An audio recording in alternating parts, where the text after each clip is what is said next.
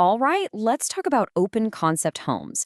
Today, we're going way beyond those glossy magazine photos. We're going to peel back the drywall and get a real builder's eye view of what it actually takes to create these incredible connected spaces. This is the No Nonsense Guide. Let's jump in. This quote just hits the nail on the head, doesn't it? It's not really about knocking down walls. It's about a vision for your life, a life where family gatherings just flow, where you're sharing experiences and the whole main floor becomes the single, unified stage for all those everyday moments. That's the emotional hook that makes this design so popular. So, before we even think about blueprints or load bearing beams, it's so important that we get the why. You have to understand the deep, aspirational feeling behind this whole architectural trend, because honestly, that feeling is the real foundation of every great open concept home. And the appeal is all about some very real, very tangible lifestyle upgrades. I mean, first and foremost, it's that social connection, right?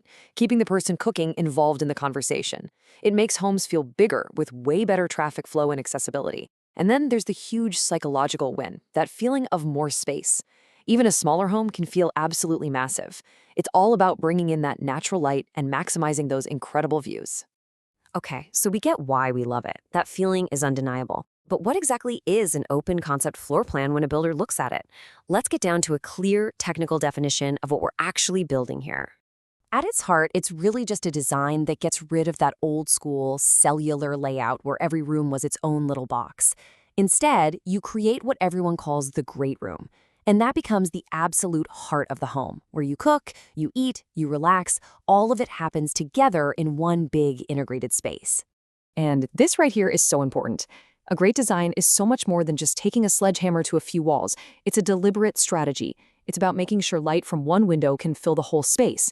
It's about using consistent finishes, like flooring and paint, to create a unified look. And it's about being clever, using architectural cues to create different zones without ever building a wall. And now for my favorite part, the reality check. Let's peek behind the drywall and talk about the practical, structural stuff you absolutely have to get right to make that beautiful, sweeping space not just possible, but safe, comfortable, and efficient. This chart just breaks it down perfectly. You've got two sides of the same coin. On one side is the lifestyle dream, the social flow, that expansive feeling. And on the other side is the cold, hard engineering reality. To get the dream, you have to master the structural loads, the mechanical systems, and the acoustics. You just can't have one without the other. So here's the number one thing you have to understand. In a traditional house, a lot of those interior walls are actually holding up the floor above you or even the roof. They're load-bearing, so you can't just, remove them. All that weight, what we call the load, has to go somewhere. And the solution is a massive engineered beam that carries that load safely all the way across the new open space. Okay, next up, heating and cooling. Trying to keep one giant volume of air comfortable with a standard furnace is a nightmare. You get weird hot spots, chilly corners, it's just super inefficient. That's why a zoned system with multiple thermostats that send air exactly where it needs to go isn't a luxury upgrade. In a well-built open concept home, it is an absolute requirement. Which, of course, brings us to the big money question. Does it cost more? And the answer is, well, it's nuanced. Not necessarily, but your budget gets spent in a totally different way. The money you might save on drywall and framing for interior walls, it gets reinvested into that much more expensive engineered beam and that much more complex zoned HVAC system. It's a trade-off, not a savings. Now let's see how this global trend gets a really distinct local flavor. Because we're not just building the same box everywhere, right? The goal is to create homes that feel connected to their surroundings. Let's take a look at a few styles that are really popular in a region known for its incredible views, like the Appalachians. In a place like this, we see a few key styles really shine. You've got the modern farmhouse, which is everywhere, and it uses that huge kitchen island as the social anchor for the whole space. Then there's Appalachian Modern, which is all about warmth, heavy timbers, and that show-stopping wall of glass to just soak in those mountain views.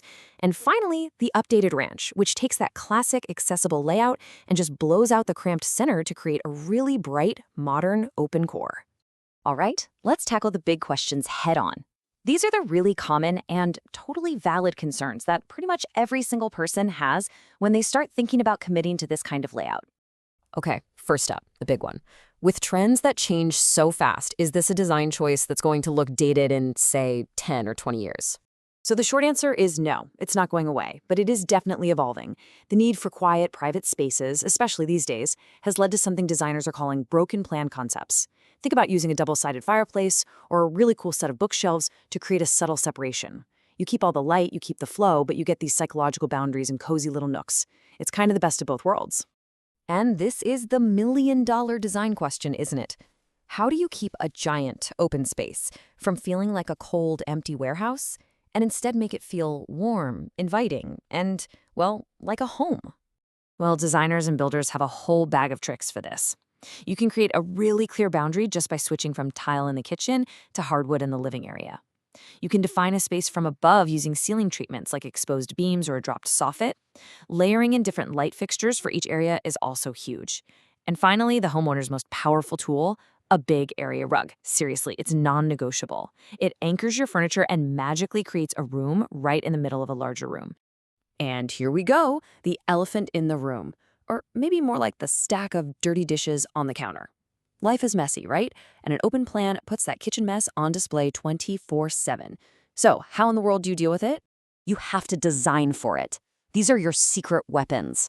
An oversized island with a raised bar is brilliant. It hides clutter from the living room side. A walk-in pantry is your new best friend for stashing all those small appliances. A deep, single-basin sink can hide a shocking number of dishes.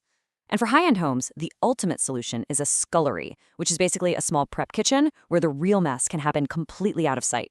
So, after weighing the dream against the structural reality, and after tackling all those practical concerns, what are the absolute must-know takeaways for your own project? Okay, here's the bottom line. First, you have to be brutally honest with yourself. What's your real tolerance for shared noise and visual mess? Second, budget for the stuff you can't see. Those structural beams and that zoned HVAC system are not optional. Third, find a builder who knows the local codes and the local land inside and out. And finally, remember this: a great open concept home never ever happens by accident. It is always the result of deliberate, detailed planning. So in the end, the question comes back to you. Now that you have a much clearer picture of both the dream and the reality, you can decide if this connected, light-filled way of living is the right fit for your family's future. It's so much more than just a floor plan. It's a choice about how you truly want to live. So what story is your home going to tell?